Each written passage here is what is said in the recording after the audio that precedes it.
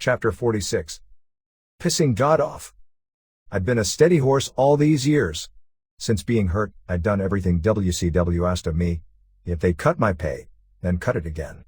Now, like a limping circus pony, I waited for the end. It came on October 19, 2000, when J.J. Dillon called with the bad news. His voice cracked, and I knew it hurt him to tell me, though I could still feel the stick gently prodding me out the flap at the back of the circus tent. 23 years and it's all over. FedEx delivered my termination letter. Based on your wrestling incapacity, WCW is exercising its right to terminate your independent contractor agreement effective October 20, 2000. Your contributions to the wrestling business are highly regarded and we wish you only the best in the future. Then I read a letter I'd just received from a young fan by the name of Rosalie. I'd received thousands of fan letters over the years, many similar to hers. Maybe it was the timing, but none quite touched me like this one did. I'm writing a letter to tell you how much you have meant to me. I want to tell you that you were the reason I first started watching wrestling and I basically grew up watching you. It's unbelievable how much of the Hitman character helped shape the person I am today. I saw how you never, ever gave up. What I learned from the Hitman was to work hard, to never give up and most importantly to have confidence in yourself. Those beliefs may sound corny, but when you are a 10-year-old kid growing up in a broken home where you are constantly being told how worthless you are, those beliefs can be a positive thing. I remember looking in the mirror as a teenager and saying, Rosalie, you're the best there is, the best there was, and the best there ever will be, and don't let anyone tell you otherwise. I'm in my third year of university, studying chemical engineering right now. The Hitman was the catalyst that has got me where I am today. I heard somewhere that celebrities shouldn't be a child's hero, that heroes should be people who are real. Well, sometimes the people in a child's life can't be heroes. The child may have to look elsewhere. I'm not ashamed to say that you were my hero. It just breaks my heart to hear the rumors about you retiring soon. I don't want to believe it because I don't want to let you go. I've been watching you wrestle for as long as I can remember and it'll be so strange when you're gone. Seeing you retire, letting you go, would be like saying goodbye to a very dear friend who I will never know if I will see again. I plan to make enough money one day to buy a house. I'll hang my framed autograph picture of you and when friends and family come over I'll tell them about you. How much I respect you and when I'm old and gray I will still remember you and I'll tell my grandkids how you were my hero. Wrestling will never be the same without you, but on a positive side, I wish you all the happiness in the world. You will always hold a special place in my heart. Yours truly, Rosalie. On November 3rd, an elated Martha called to tell me that, after the many bumps in the road caused by Ellie, she had settled with Vince. I have to admit I was more than a little hurt when she told me she couldn't tell me the amount because she'd sworn an oath not to reveal it. When I asked her if she ever found out exactly what happened and who was responsible for Owen's death, she meekly offered up, he just fell. The more we talked, the more disappointed I became, especially when I remembered what she said in her eulogy. There will be a day of reckoning and this is my final promise to Owen. I won't let him down. I asked her if she and the lawyers at least tried to get back my photo and video archives from Vince. She told me Pam Fisher said the issue wasn't important enough even to bring up. When I hung up the phone, I called Marcy. She just heard the news through her media contacts that Martha settled for $18 million. The next morning I read Martha's comments about the hearts in the paper. These people worked against me. I am removing myself and my children from the family. I carry the last name, but I'm not related to them anymore. People need to know that Owen was a white sheep in a black family. After that, she called me again, and I told her point blank that I felt she'd completely used me and I didn't appreciate the way she painted us all with the same brush. I couldn't see why Martha had to hurt my whole family. While she'd been quick to praise me, she was quite venomous to my mother, who'd stood by her throughout all the family struggles. It didn't seem to matter to Martha that Owen was my mother's son. When Martha started to cry I forgave her, because I knew she felt she had no choice but to settle after Ellie had derailed the case. But what she had said was not about the money ended up being about the money. Just before Christmas I was called to testify in a court proceeding on Smith's behalf. Over the years he'd fathered an unknown number of kids by different mothers, none of whom he took responsibility for. But he wanted custody of Chad, whose mother had died, and whom he was relying on Stu and Helen to raise. They were getting on in years and after 12 kids of their own, and 40-something grandchildren, they were burned out. My conscience told me it was more important to be a good uncle than a good brother, and sadly I couldn't endorse Smith as a responsible father. Smith took this as an unforgivable betrayal. So now I had one more estranged sibling out to get me. Christmas that year was probably the worst one my mother ever lived through. Everyone seemed hellbent on making my ailing parents sorry they ever had 12 kids. Bruce had his problems. Davey, who was still with Andrea, managed to score more headlines when he supposedly made death threats to Diana. I, of course, had serious heat with Ellie, Diana, Bruce, and now Smith. Ellie saw fit to blame the meltdown in the family on me, telling the media that she believed it was more important to me to make life unpleasant for Vince McMahon than to be loyal to them. Then Carlo called to give me the big news that he had personally structured a WWF takeover of WCW. He laughed at how Vince got the organization, including the entire film library of not only WCW, but the NWA, for just $500,000.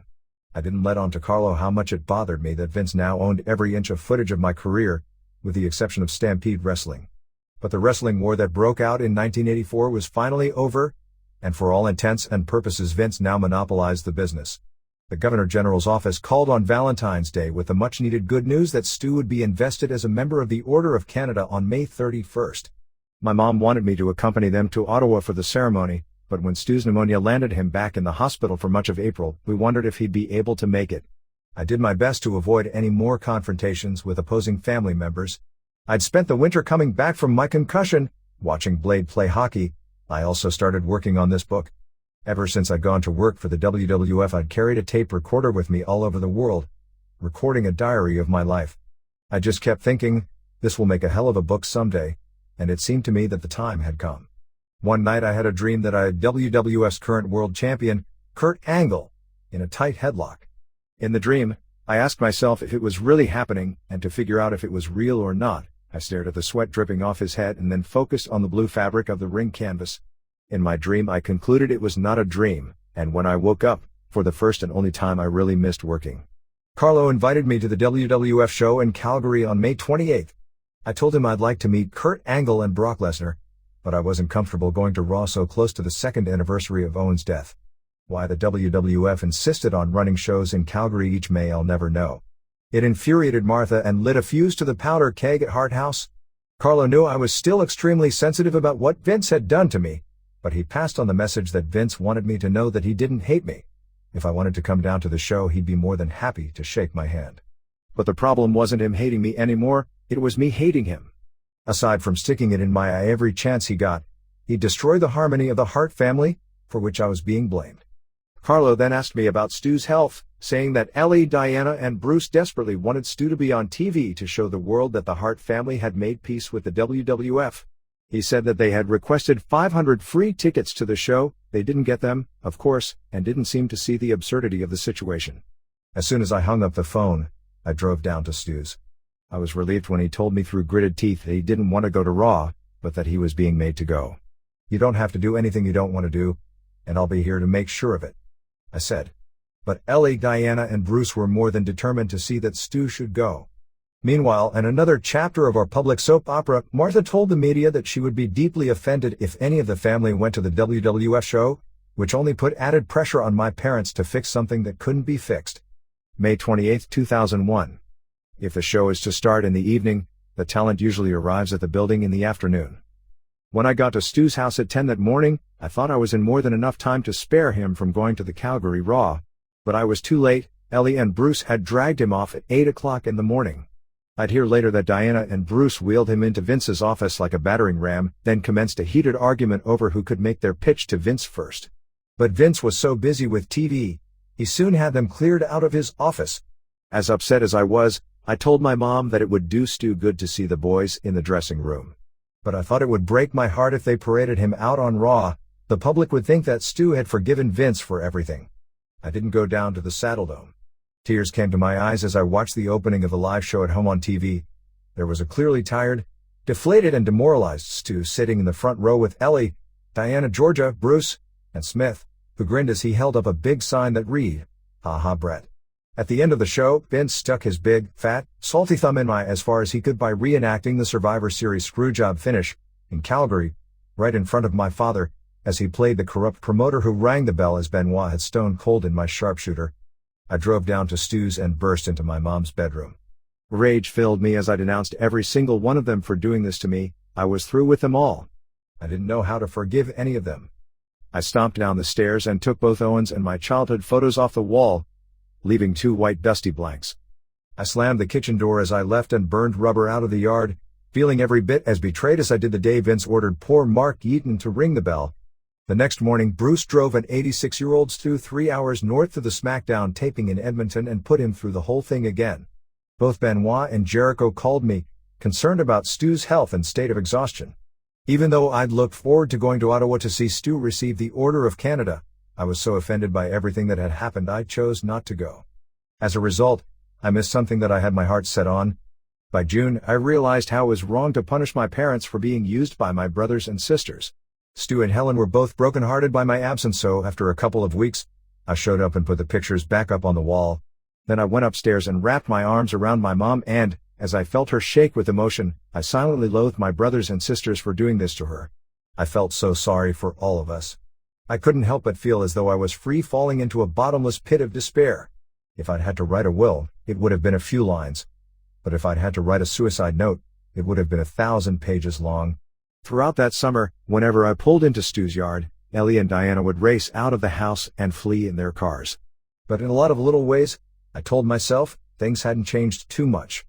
There was always a ring full of grandkids wrestling out in the yard, dogs and cats everywhere, a fresh pot of tea and 5 or 10 young wannabe wrestlers taking bumps in the dungeon.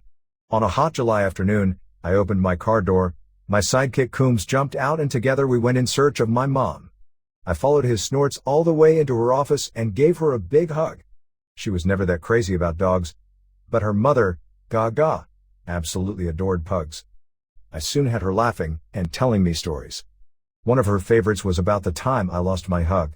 One of her childhood friends from New York, who went by the name Little Helen because she was even tinier than my mom, which wasn't that easy to be, came to visit when I was about 3. She was getting hugs from everybody, but when it came to my turn, I was too shy to hug a stranger.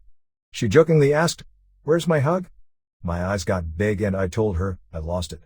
For the whole week she was there, I pretended I was still looking for it. Luckily for her, I found it on her last day. Despite these attempts to cheer her up, I could tell my mom was really upset. Finally, she told me that she'd read a draft of a tell-all book that Diana had coming out soon. Diana had got Stu to write the foreword without him reading the manuscript. My mom was so upset because, unbeknownst to Stu, he had endorsed a book that trashed his own family. She was trying desperately to cheer herself up, thinking of the reunion she was about to have with her sisters in California. I was thinking, Diana, what have you done? In September, I went to Australia to promote a tour for a fellow named Andrew McManus who had a new wrestling outfit called WWA. He asked me to help put them on the map by playing a non-wrestling role as their figurehead commissioner.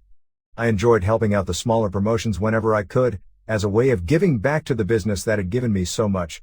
It did give me the opportunity to visit Australia, though I'd never been there before, and I was having a great time. My concussion was finally beginning to clear, though I still wasn't allowed to lift weights or do any other form of exercise. On September 12, 2001, in Australia, I'd just done a live nighttime talk show with a host named Rove, and was thrilled with how it had gone. I headed back to my hotel room and met some of the wrestlers from the tour in the elevator. They told me somebody had flown an airplane into one of the towers of the World Trade Center.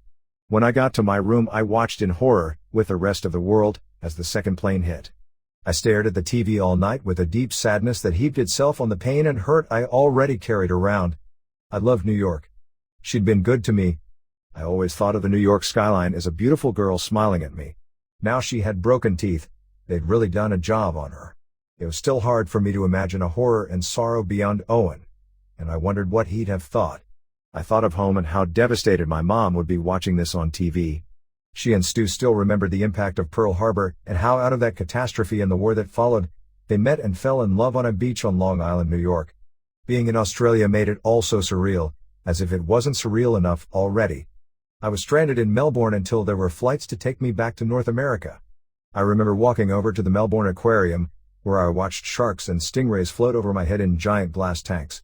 I couldn't help thinking that if anything ever happened to me, I'd still want it known that I wouldn't change anything about my life. A voice in my head kept telling me to live and live and live. When I finally got back to Calgary, a week late, I learned that my poor mom had been delayed at LAX for an entire day because of the heightened security, and that her diabetes medicine had been in her checked luggage. The way I see it, Osama bin Laden also caused my mother's death. After getting home exhausted, she collapsed into a coma that she never really came out of. Poor Stu was distraught over not calling an ambulance for my mother as soon as she got sick. I don't think he ever got over that. It'd been too weak and disabled to pick her frail body up from the floor. Diana's book came out at the same time. The opening paragraph described Davey drugging and sodomizing her, and it went downhill from there. Diana told ridiculous stories about there being a wrestling alligator in the basement, about her friendship with Andre the Giant and her stardom in the WWF. She even ripped into close family friends such as Ed Whalen, saying he was no good at his job and stole Stu's thunder. When Diana hit the talk shows promoting her book, even the affable Mike Bullard, who referred to me as a Canadian hero, treated her with sarcasm. When I realized how truly clueless Diana was about the way people were reacting, I actually felt sorry for her. I'd later hear that Diana was misled by the woman who actually wrote the book and embroidered Diana's stories. Was I to assume that Diana was not even capable of reading her own book to approve its release? Meanwhile, in the ICU, my mom's baby sister, my Aunt Diana, told my sister she didn't appreciate some of the remarks in the book. My sister snapped back at her, "My mother never even liked you." Meanwhile, 30 feet away, my poor mom lingered on. For days the doctors pulled every trick in the book to bring her back to life. She suffered immeasurably with 4 tubes in her arms and a respirator tube down her throat. She finally came out of it just enough to breathe on her own. Barely. Too weak to talk, she could only squeeze my hand. One time she came round enough to faintly whisper, "House Coombs." I knew she had to be hating all this, and was surely cursing the doctors for keeping her alive. At 3:30 in the morning of November 4, 2001, with Stu holding her hand, she slipped away and found the peace she so long deserved. At that very moment, I was lying awake in bed. I said out loud, "I'm so sorry, Mom, that the light grew so dim at the end." I felt a soft breeze sweep over me and I just knew it was my mom saying goodbye. Only weeks after Ed Whalen gave a heartfelt eulogy at my mom's funeral, he also passed away. In January 2002, Ty Domi came to town for a game and we headed up to Hart House to visit my dad. Ty was a compact man with a head that looked like it was chiseled out of granite. He was generally regarded as the toughest guy in hockey. I called Stu to let him know we were coming, and when we got there, he was waiting for us all alone in his spot at the head of the dining room table. Ty was dressed in a nice, neat suit. As we approached, Stu turned, stared at him and said, "You got an interesting head on ya." We all burst out laughing. If anybody had seen a lot of strange heads, it was Stu. A few minutes later, Stu had Ty bent back over the table, trying to show him how he could pull another player in close and stick his chin into the guy's eye socket and trip him backwards on the ice. Stu had Ty half twisted up with cat hair all over his nice slacks. After about an hour, I finally got Ty out of there. He told me later that the move Stu showed him would probably work in a hockey fight, if he dared take a chance on it. On February 27, Carlo called me wanting me to do a trade-off. If I'd referee at WrestleMania 18, Vince would give me some pictures to use for this book. This was only the latest in a constant stream of attempts to get me back on Vince's TV shows. It was damage control in the end. Even guys who'd left on the worst possible terms always went back to Vince. I did want a truce with Vince, but I also wanted a public apology, one that Carlo told me I'd never get. I thought of my nephews, Harry and Ted, and even TJ Wilson, who all dreamed about someday wrestling in the big time. I didn't want my animosity toward Vince to jeopardize everything they dreamed of, but I had no intention of showing up at WrestleMania as a referee. I told Carlo all I really wanted was a meeting with Vince to clear the air between us. The following day, Carlo and Bruce Allen got me on a conference call and did their best to bully me into believing that it would be in my best interest to referee at WrestleMania. They set up a meeting in New York City a few days later, but when I was packing to leave, Carlo called to say that if I wasn't going to agree to do WrestleMania, I shouldn't bother to show up. I'd only be wasting his and Vince's time. I asked him to tell me if he truly thought that refereeing at WrestleMania was the right thing for me to do. He thought he had the hook in my lip as he went on about how this would be fantastic for me. Now I knew he was nothing but a company man. I refused. On May 18th that year, the Grim Reaper of wrestling took Davey. He was vacationing in Invermere, British Columbia, with Andrea and died in his sleep of a heart attack at the age of 39. Andrea was Davey's girl at the end, even though she and Bruce were still married. There were 2 funerals for Davey. Diana called to ask me to give a eulogy at the one she organized and I agreed. But first I attended the service Andrea put together. Poor Andrea was crying hard, and I was glad I made it there for her. I saw some of the old Stampede crew, including Ben Bossorub, who was one of Davey's closest mates, and his new wife, who was also very nice. But bad news, Jerry Morrow and Gamma Singh snubbed me. They were all down and out, working security jobs together. None of them even talked to me. What did I ever do to them? I asked myself, and then I knew I didn't go broke. Diana timed her memorial service for Davey for May 29th, the same day the WWF was in town. Vince Hogan and others came. Ellie, who spoke just before me, ripped into poor Andrea with a vengeance. Wrong place, wrong time, awkward silence. Eventually one of the funeral home staff eased her away from the podium. I rose to clean up her mess and to give Davey a fitting send-off, which left both Harry and his baby sister Georgia smiling with tears in their eyes. I love Davey like a brother. His biggest mistake was letting bad people influence his innocent heart. I spoke of how I remembered him best as that shy, handsome kid with the big dimples.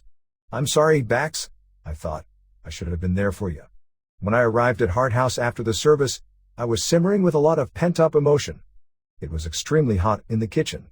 When I asked my dad how he felt, he told me he was tired and he didn't feel up to going to the WWF show. But then Ellie came in and I could tell by the way he pursed his lips that she was dragging him down to the show. I told Ellie, he's tired. Clearly, he doesn't want to go. Look at him. She snapped that Vince had invited him, like that was more important than his health. In a flash, we had broken into a vicious yelling match, where I ripped into her for embarrassing the whole family at Davey's funeral. We were supposed to pay our respects, not take shots, I said. Soon my sister Georgia and Ellie's eldest daughter, Jenny, took up for Ellie, and while I was arguing with them, Ellie dragged Stu down the steps and zoomed off. I felt terrible about the fight, realizing that the stress of everything was getting to me. Harry, now a strapping 6'5" with Davey's dimples, came up to me then, thanked me for my words at the funeral. I was carrying around anger, torment, regret and grief like a big bag of heavy rocks. I'd been asked to dress like Mordecai Richler's character the Hooded Fang and deliver a monologue from his children's book, Jacob Tutu and the Hooded Fang, on a CBC special celebrating Richler's life. On Thursday, June 20th, I brought Julie to Montreal with me for the show. I was happy to be part of a cast including Richard Dreyfuss, Montreal Canadiens legend Jean Beliveau and several prominent stage and literary notables, but I'd let myself get really worried about how I'd do. I still had a thick, fuzzy head and concentration problems, and this show was live to tape. I studied the script for weeks. I slipped a black wrestling mask over my head. When I looked in the mirror, it seemed like I was living my dream of working a crowd as my childhood cartoon wrestling character the Cool Killer, or close enough anyway. Despite a last-second glitch with my mic as I walked on stage, I carried the role off. Halfway through my monologue I pulled off my mask and got a pleasant pop of recognition from the crowd. I bowed, and my smile was a dead giveaway of how proud I was of myself. Maybe my concussion was finally behind me. Afterwards, I got slaps on the back from Dreyfuss and Beliveau. To top off the evening, I had a terrific time wining and dining Julie in old Montreal. I flew home carefree and raring to go. This performance was going to mark my turnaround. I was going to get back on my feet, be me again, train and get my body back. Just maybe I could finally break free and clear of the heartaches and headaches of the last 5 years. A day later, Julie was furious with me again. Jim had called me while I was riding my bike and he rode downtown to meet me. It was a beautiful, hot Saturday afternoon and we stopped to wet our whistles and catch up with each other. He had a big gut now, and a long red goatee. Both of us still agonized over Davey's death. It was like our lives had become this cartoon show, except in this cartoon all the characters were being killed off for real. Jim was drinking harder than ever and I was in the mood to celebrate after doing the Hooded Fang, so the beer went down easy. It was a long uphill ride back home, and it felt good sweating out the alcohol. But I was 2 hours late for dinner with Julie, and that was all it took to derail the progress we had been making. On Monday, June 24th, I woke up determined to make some serious changes. I called my divorce lawyer, who joked about my divorce taking the longest amount of time in the history of divorce negotiations. I told him I wanted to put the divorce papers through immediately. I'd had enough of the back and forth game with Julie. While I was at it, I didn't like how Bruce Allen had sided with Carlo, talking to him behind my back about how they could get me to take part in WrestleMania 18 when he was supposed to be representing my best interests. So I penned Bruce a handwritten fax letting him know that I didn't need him any longer. Since it was another beautiful sunny morning, I decided to ride my bike to the gym. I stopped at a bike shop to see if they could repair my helmet because one of my kids had monkeyed around with the clasp on the chin strap. They didn't have a piece to fix it and offered to sell me a new helmet instead. I decided to take my chances for one day. Just before noon I was pedaling nice and easy along the Bow River. I realized I needed to relieve myself, so I veered off the bike path. I was coasting slowly toward a clump of trees when my front tire dropped into a grass-covered hole, nearly stopping me cold. I bounced out, but the bike was off balance when the back tire hit the same hole, The bike wobbled and then tipped, sending me tumbling sideways. I got my hands up to protect myself, and I remember thinking that I didn't want to break my sunglasses or the cell phone in my pocket. I tucked and rolled on the hard grassy field. The thought crossed my mind that anyone watching would probably get a good laugh. The second my head hit the ground, I'd be sorry for the rest of my life that I ever hit that hole. I thought I'd get up red-faced and dust myself off. I was wrong. I lay there groaning and badly winded, writhing around in terrible agony like a speared fish. I saw those same silver dots again, but this time only in my left eye, and they moved toward a cone-shaped point. For several minutes I couldn't get up. I desperately grabbed clumps of prickles to pull myself up to my knees and then struggled to do a right-legged squat to get to my feet. Using my bike for support, I stood there, thinking, what the fuck happened to me? A man jogged past and yelled to ask if I was okay. I waved him off, but seconds later I realized that my left arm was hanging by my side and refused to work. I finally grabbed my left hand with my right one and placed it on the handlebar, but it fell off and just hung there. With my weight on my right leg, I leaned my chest on the seat and, with my right hand, I somehow maneuvered my bike back to that damn hole and stared at it, unable to comprehend what had happened. I couldn't believe that fucking hole had done this to me. I tried to swing my left leg over the bike and keep going because I didn't want to be late for my workout, but I fell over in an embarrassing heap. As I lay there sweating and drooling, taking in the smell of fresh cut grass, the sun beat down on me as dragonflies and bumblebees buzzed by. I managed to reach Jade on my cell phone, only to find that my tongue and lips weren't working right and my speech was slurred. Having no idea what I was talking about, Jade put Julie on the phone. As best I could, I explained what had happened and that I was a few feet from a little hill where we had sat down to read paperback novels one time. About 10 minutes later, Julie and Beans were racing up to me. I told them I was okay, that I'd just banged my head. Just get me out of here. Julie didn't tell me that the pupil of my left eye was big and black. I told them to pull me up to my feet and we'd all just walk to the car, but at my first step we all fell over. A rollerblader raced off to call 911 while a nurse from Toronto who happened to be jogging by splashed me with cold water and told me to stay awake. Soon paramedics were strapping me into a cervical collar. Beans rode with me in the ambulance while Julie followed behind in the car. I wondered what I did to piss off God. Hours later, at the Foothills ICU, the nurses were trying to persuade me that I'd feel better if I peed. Every hour on the hour, they'd come by to tell me that if I didn't pee soon, they'd have no choice but to insert a catheter. I assured them they'd have to kill me first. I could hear them tell the same story to some guy behind the curtain in the bed next to me. He finally gave them permission, and his blood-curdling screams sounded as if they were amputating his leg with no anesthetic. The poor guy died the next morning. I have blurry memories of Julie and my kids gathered around me, and of Blade holding my hand in tears telling me, "You're the best dad there ever was." At one point, Dr. Watson showed up and asked me if I could move my fingers and toes. It took every ounce of strength I had to ever so faintly twitch the very tips of my toes and fingers. Dr. Watson flashed me a hopeful look, saying, "That's a really good sign." I was wheeled away for an angiogram, where they rammed an ice-cold golf ball-sized camera on a tube the size of a garden hose down my throat. My gag reflex was so extreme they ended up sedating me. When I came to, they did an MRI using some sort of dye that I can only describe as making my head feel like my veins and arteries were carrying gasoline and somebody had lit a match. My ears got so hot that I thought they were going to melt off. On top of everything, I could barely breathe from the unrelenting pain in my back. At 3 a.m, Dr. Watson showed me the images of my brain. Pointing out a small jelly bean-shaped spot on top of my head, he told me I had suffered a stroke. I wasn't quite sure what the ramifications of having a stroke were. Dr. Watson explained that nobody could make any promises about how much I'd recover, but if I was lucky and I worked very hard, I might get some of my mobility back. But he told me that they couldn't give me the miracle drug TPA because they feared my brain was hemorrhaging. If they'd only known sooner that my stroke had been caused by a clot, TPA would have blasted through it and I might very well have got up and walked out of there. In the wee hours of the morning, a kind young nurse finally wheeled me into a shower. I cried like a baby out of gratitude as this sweet girl washed me clean. It had been about 16 hours since I pulled off the bike path to relieve myself, and with the water running, I pissed for a very long time.